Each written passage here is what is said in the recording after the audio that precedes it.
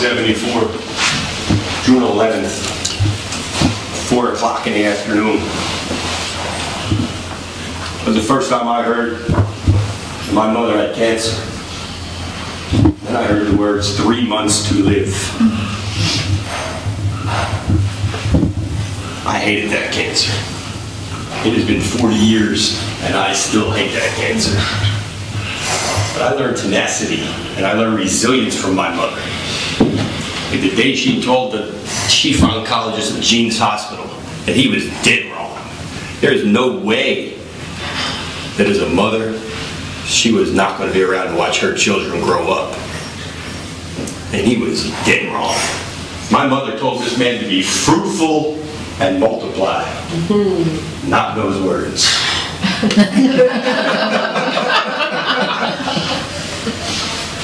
My mother got 10 more years thanks to an illegal drug called Laetrile. And my mother got imported from Mexico because in America, thanks to big pharmaceutical, you cannot import nor produce Laetrile in America. So at great risk and great expense, we had that imported from Mexico. Anybody remember MOVE? Oh, yeah. The radical Black Panther group? Remote Africa, John Africa? They were the folks that imported the Laetrile for my mother from Mexico. Wow. Along with some other Mexican cash crops.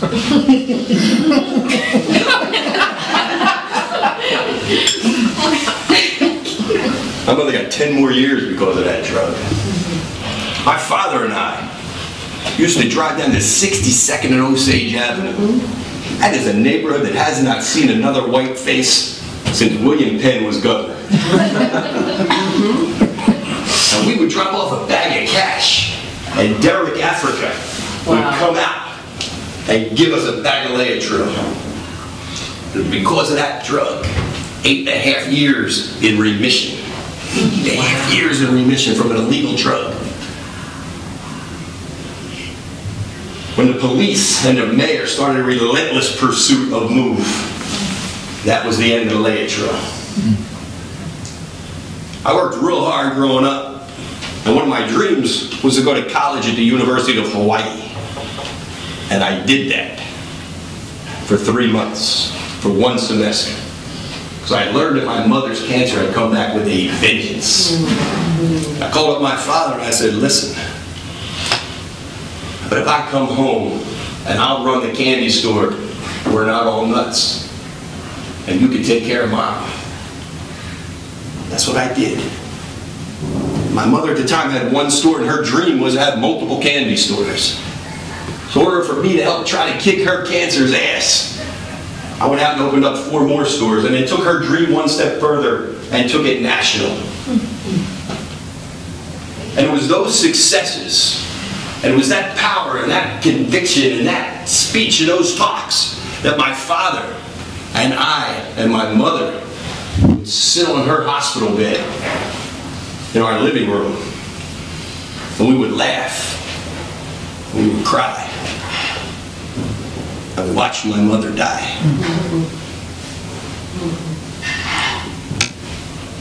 And you may be wondering, where did my father, not the world's greatest businessman, come up with all that money to pay the MOVE members? That was an illegal coupon scam. Suffice it to say, my father knew that was illegal before we even got into it. But as he always said, sometimes you got to do the wrong thing for the right reasons. As a result of that, my father did spend 1 year and a day in Allenwood Federal Penitentiary. And he and I would talk on his cell phone from his cell about what he did and why he did it. And he told me he would gladly spend 1 more year in prison for 10 more years with my mother. Now you may be wondering, where did my father get a cell phone? In prison. Just what I was thinking. Well, you bought it for him. But that is under the federal in-a-cell, get-a-cell program. No inmate left behind. It is part of the Friends and Felons program. My father's ringtone was guard, guard! You can read all of that in this new book, 50 Shades of Shady.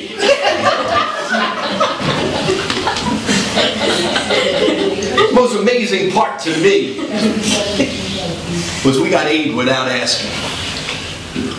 And a man named Irv Homer, who was a radio personality on WWDB, the our candy store where Not All Nuts used to advertise on. And Irv Homer and his wife Queenie were friendly with my parents. And Irv took it upon himself to make that connection between my father and John Africa. That is aid without asking.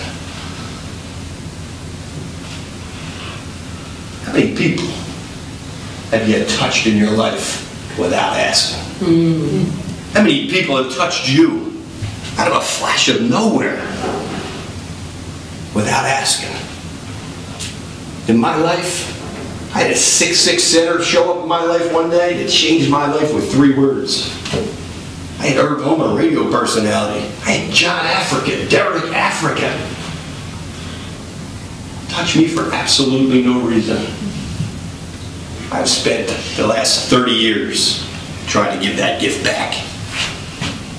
That is the emotion and the power of what we are as human beings. Give from the inside out. Give aid without asking.